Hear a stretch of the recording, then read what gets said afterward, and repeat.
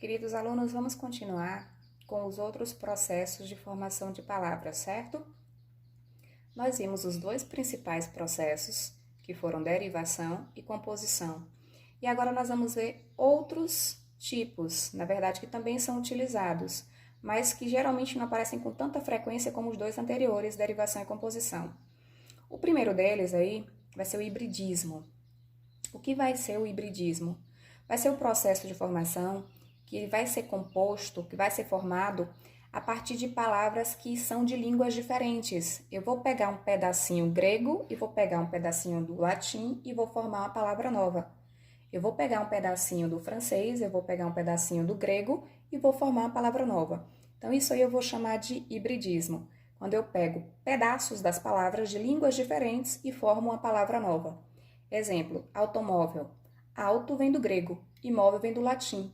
E eu formei a palavra automóvel. Então, por pegar esses dois pedaços que são de línguas diferentes, eu tenho aí um processo de formação chamado hibridismo. Burocracia. Buro vem do francês, cracia vem do grego. Então, quando eu junto esses dois pedaços, eu formei a palavra burocracia. E automaticamente, por pegar pedaços de línguas diferentes, eu terei um hibridismo. O outro caso aí que nós temos vai ser o caso das onomatopeias. E o que são essas onomatopeias? Elas são palavras que procuram imitar os sons, os ruídos. Elas representam os sons e os ruídos. E aí são muito utilizados em textos como charges, tirinhas, gibis, HQs, né?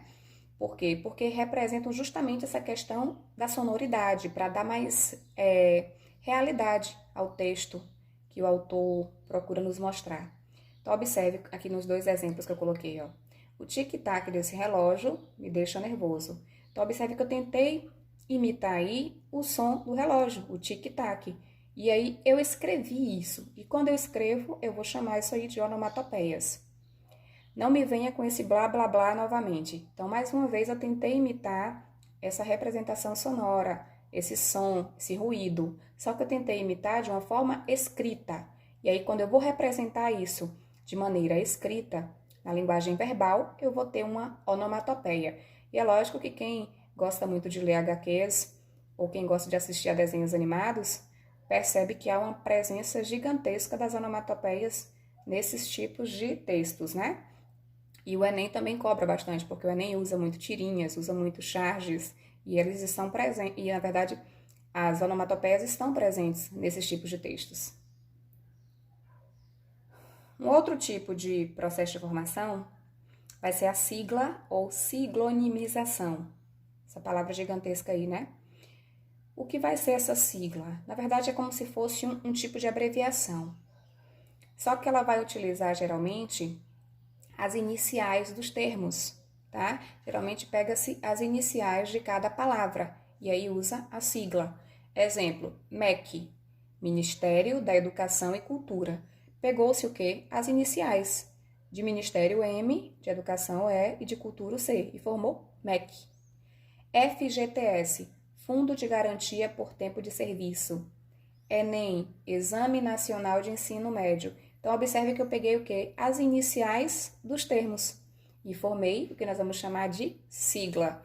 E aí eu coloquei para vocês aí que tem vários outros exemplos que nós utilizamos no nosso dia a dia e que nem nos atentamos que são siglas, porque já tornou, na verdade, uma prática constante no nosso cotidiano, no nosso vocabulário. CPF, RG, INSS. Então, assim, são siglas que nós usamos constantemente, certo? E a redução? A redução ou abreviação vocabular vai ser o quê? Eu vou pegar a palavra em sua forma reduzida. A palavra geralmente ela é maior e eu vou pegar só um pedaço dela. Eu vou reduzir essa palavra. Exemplo, extraordinário, extra. Pneumático. Ninguém em sã consciência fala o pneumático da minha bicicleta furou, Pro. Geralmente você fala o quê? O pneu furou. O pneu do carro do meu pai furou. O pneu da minha bike furou. Então, assim, há essa vontade de reduzir a palavra, porque a palavra geralmente ela é grande ou para que haja uma comunicação de maneira mais rápida. Nós usamos muita redução, principalmente na oralidade e agora veio, na verdade, uma tendência muito forte na questão da tecnologia, nas mensagens que vocês costumam mandar para as pessoas através do WhatsApp, né? Através do Insta, do Instagram. Por quê? Observe que já é uma linguagem bem reduzida para que haja essa praticidade, essa velocidade na comunicação. Então, assim, vocês, mais do que ninguém, a geração de vocês, ela é muito apta a usar esse processo que é a redução. Só que é lógico que nós vamos ter que usar o bom senso e saber quando a palavra pode ser utilizada na norma padrão de maneira reduzida. Cinematográfico, por exemplo, a palavra é cinematográfico e nós acabamos reduzindo para cinema ou para cine. Então é lógico que também você acaba ganhando tempo, porque a comunicação ela é muito rápida. Ela precisa que o outro entenda de uma maneira mais rápida. Por isso que nós utilizamos frequentemente a redução. Outro processo também, galerinha, é o neologismo, tá? Neologismo, você vai lembrar logo, neologismo, porque eu já falei várias vezes com vocês que o neologismo vai ser a criação vocabular.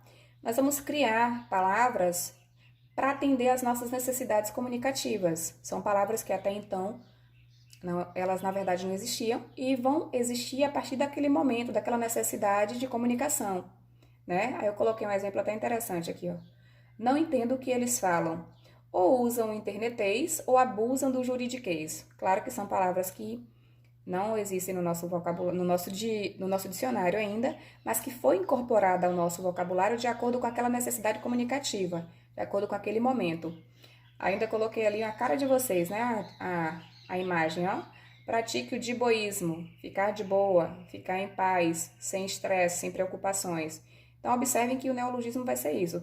São palavras que são criadas para atender às necessidades comunicativas, certo? E o estrangeirismo?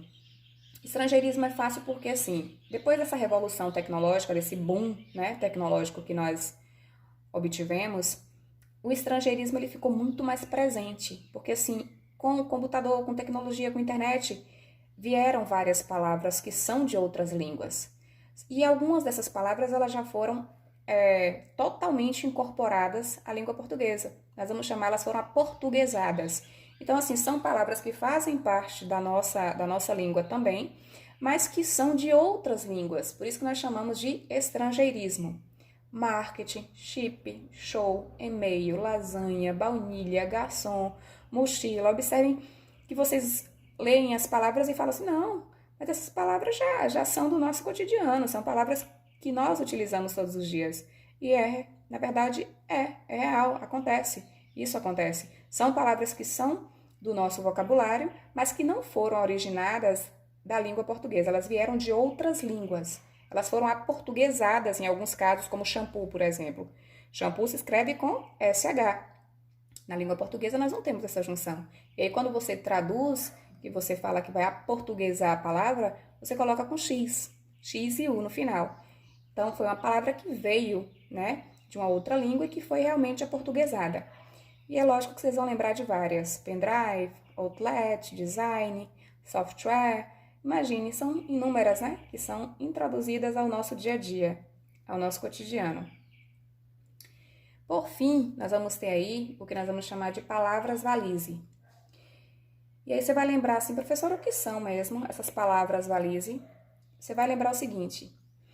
É como se fosse uma combinação de duas palavras, onde a palavra nova, o novo vocábulo, ele vai incluir os dois significados ao mesmo tempo. Ele tem os dois significados. A palavra nova, ela vai trazer essa obrigatoriedade dos dois significados. Como assim? Quando você fala assim, portunhol, eu juntei português com espanhol. E eu quero dizer que a pessoa está falando ali meio misturado.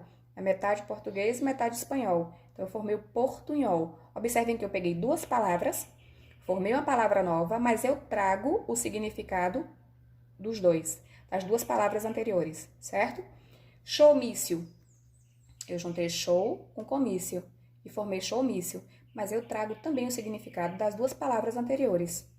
Chocotone. Eu na verdade juntei chocolate mais panetone e formei chocotone, mas eu tenho o significado dos dois.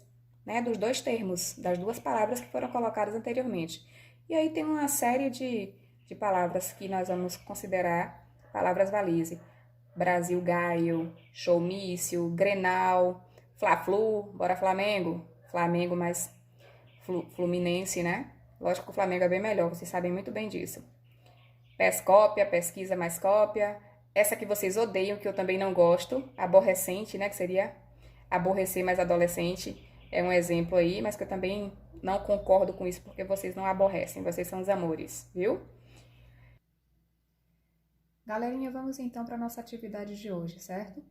Vocês vão continuar o módulo 2 de gramática, páginas 20 e 21 só. Façam as atividades e mande através do meu e-mail, carlasoaresjc@hotmail.com. Um beijo, fiquem com Deus e até o próximo encontro.